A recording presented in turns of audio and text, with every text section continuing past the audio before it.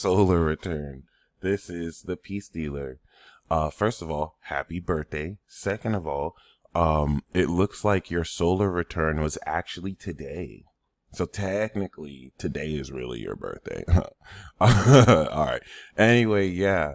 I love saying that. But other than that, yeah, 7 a.m. in Fort Wayne, Indiana, 7:40 a.m. in Fort Wayne, Indiana was technically your birthday. Or at least your solar return. That's when the sun returned exactly at the degree, if we're going to get technical here. But regardless, happy belated birthday.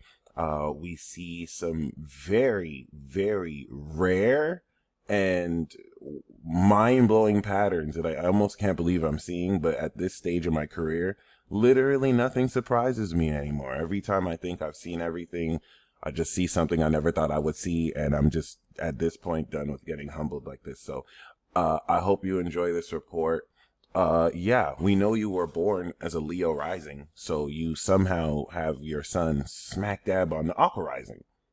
Okay, but what really got me on top of that was that the moon is 26 degrees Taurus. So you are bringing in a 89-degree moon sun angle. I mean, it's close enough to 90 to round, but this is bordering on integration.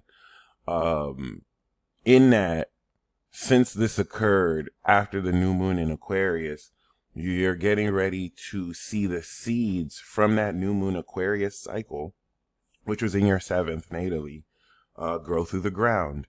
We know that the moon in Taurus is going to be your 10th house, okay, relative to your natal chart. So this is what's really interesting. Whenever we see maybe like the opposite, right? Like the opposite of the rising, let's just say,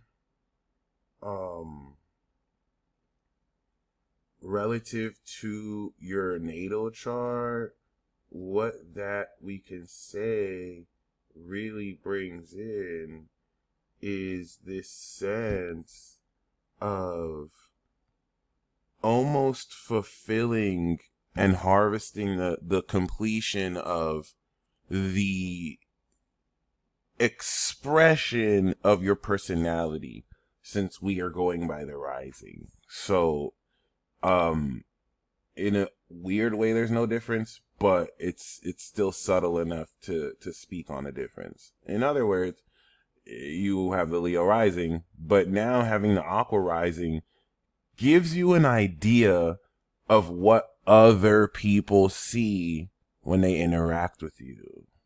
Okay, the space you hold for other people is now what you're embodying. This, to me, looks like a maturation of one's personality if we were to see it progressed. But it's pretty fun, actually, to be on the other side.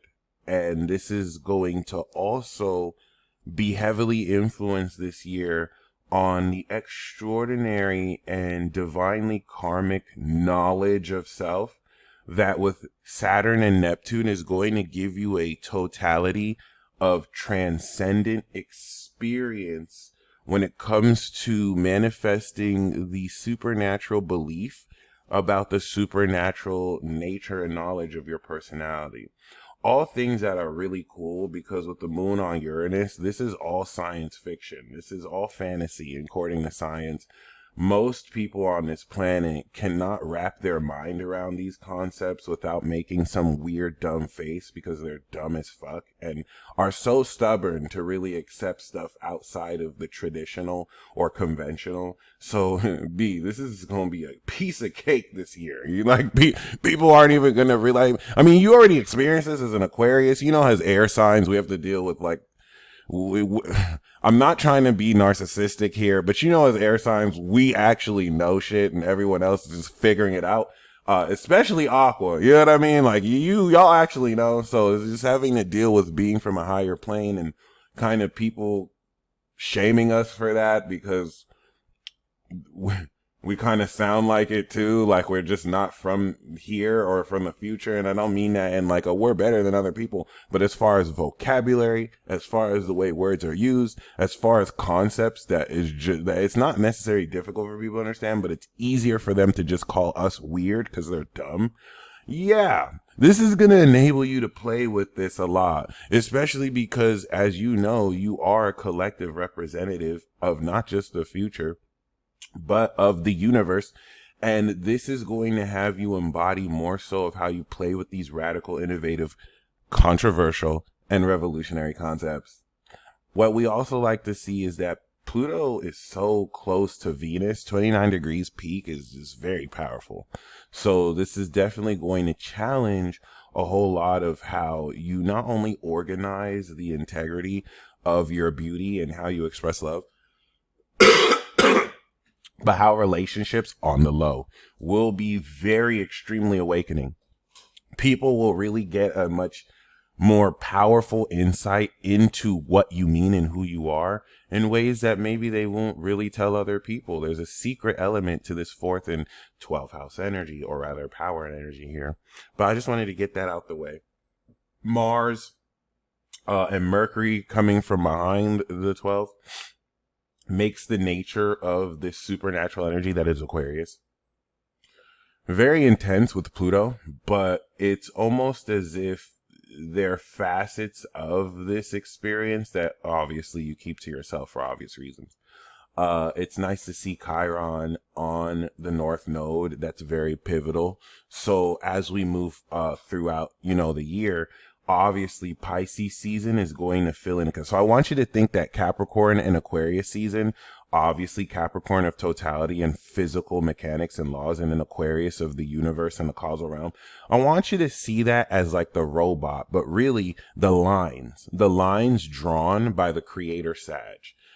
Pisces is now going to fill in the color. This is where through imagination we could add depth and life to the schematics that we're drawing. Saturn is really that system, in this case of imagination and magic, that is going to kick off the solar return. First of all, the gift of this year for you is that you're going to know yourself like you've never known yourself before.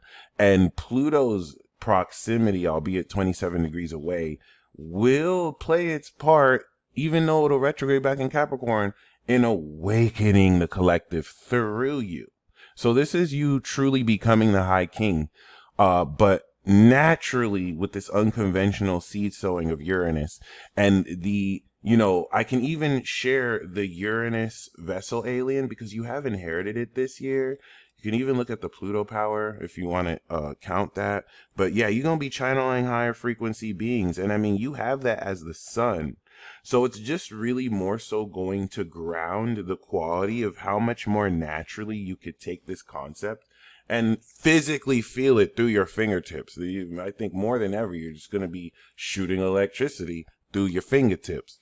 But that's a really important element here, the natural towards integration, 89 degree, of said radical concepts that will really give a much more grounded understanding of what it means to be high king, of what values you're innovating and also evolving, which we will see really eclipse and climax May of 2024. So Pisces season is going to set up the Kazimis, but it's going to give you a totality of imagining what you can not only believe about yourself, but your values. This is going to activate the magic and how everything you're imagining is literally happening. Then you're going to apply that direction to manifest this level of identity through Aries season, kicking in the eclipse, which we know is technically your 9th house. Okay, so as you're going to be developing the value of this raw attitude, natally, this is going to be where you are developing this philosophical approach towards your identity as a main character, as a Leo rising.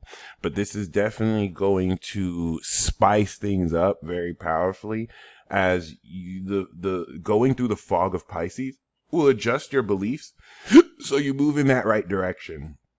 Okay, and then once we get into Taurus season, this is going to be you planting those seeds for this foundation relative to how you're going to land your spaceship, and take what you've activated about the knowledge and imagination of who you believe you are this year, and now begin to integrate the grounding and the foundation of such concepts. This is where the seeds will start to break through the ground coming into the end of May of 2024, or rather Taurus season. And then as soon as we go into Gemini season, you will be applying the quality and value of said energy to produce intellectually enlightened thoughts that take the beliefs in Pisces and now start to put words and language for them, creating a foundation of integration of our mind, being that foundation to our imagination so that we can harvest it through our behavior in Virgo. That's just that sweet magic science. And then, of course, Jupiter will go into Gemini.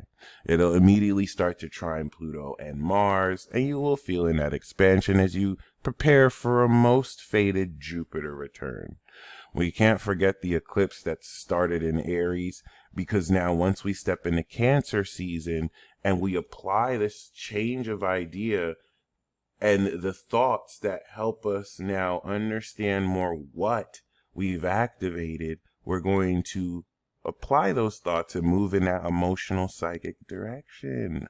And that's what's going to extend this integration, by having us fuel the beliefs manifested by feeling a lot of what we've imagined to strengthen that conviction and power, but also integrate the deeper understanding of the raw, authentic direction you are destined to manifest and move into.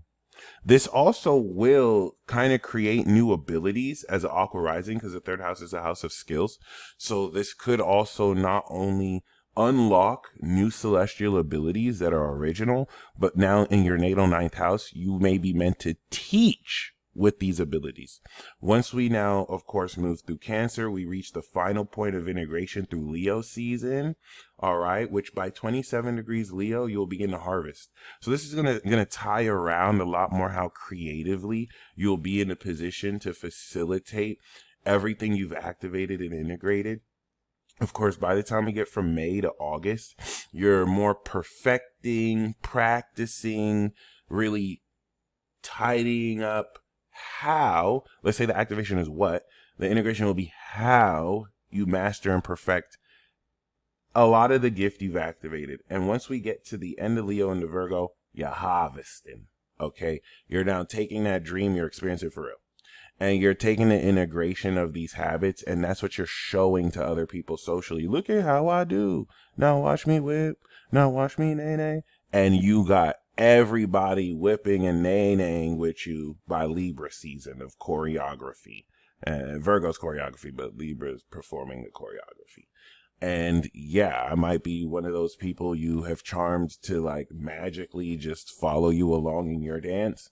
But by the time we kind of get to the Virgo, Libra, Scorpio, drip section of harvest and breakthrough, this is what's going to have you really analyze and experience that physical experience of what was just an imagination, an idea from your mind.